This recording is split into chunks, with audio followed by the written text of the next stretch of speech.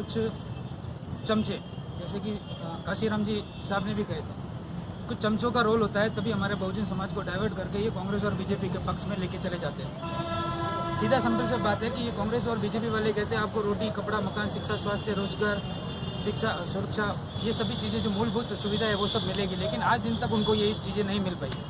तो मैं ये कहना चाह रहा हूँ अपने संपूर्ण बहुजन समाज से, पहले तो क्रांतिकारी जय भीम, मैं आप सबसे ये निवेदन करना चाह रहा हूँ कि ये कांग्रेस और बीजेपी के जितने भी चमचे हैं उन चमचों को आप पहले साफ करने का काम करें, क्योंकि साहब काशीराम जी ने भी यही कहा था कि ये जो समाज के चमचे हैं यही हमारे बहन बेटियों की इज्जत भी लुटवाते हैं, यही हमारे भाइयों को मरवाते भी है, यही हमारे परिवार में दरार पड़वाते हैं, क्योंकि ये चंद रुपयों की लालच में कांग्रेस और बीजेपी के हाथों बिक जाते हैं। हम चाहते हैं कि संपूर्ण बहुजन समाज एक हो जाए और एक होकर इन चमचों को पहचानने का काम करे और आजाद समाज पार्टी को वोट दे, ताकि आप इस देश के हुक्मरान, इस देश के शासक बन पाओ। साथियों, आपने नोट किया होगा, कभी शासक का जो राजा होता है उसकी बहन बेटियों के साथ में कभी भी उनकी इज्जत नहीं लूटी जाती है और न उनके परिवार को मारा जाता है, न उनका उत्पीड़न शोषण होता है। तो आप सबसे मैं ये कहना चाहता हूँ कि आप अब शिक्षित भी है, संगठित भी है, संघर्ष भी है, लेकिन मेरी नज़रों में ये तीनों शून्य है। कैसे कि आप शिक्षित तो बन गए, शिक्षित बनकर क्या हो गया, IPS RS अधिकारी बन गए, फिर आप अपने स्वावलंबन में बैठ गए।